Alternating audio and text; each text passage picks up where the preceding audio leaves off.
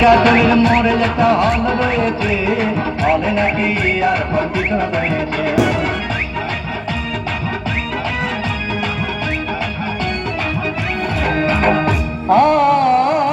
ভাই হাউসফুল কোনো টিকিট চাই, ব্ল্যাকের 10 টাকার টিকিট 20 টাকা দিয়ে কিনে নিয়ে কোন রকম ভিতরে বসলাম।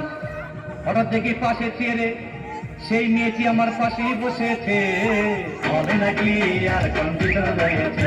আরে টিকাতলির মোড়ে একটা হল রয়েছে, হলে নাকি আর কন্ডিশন রয়েছে।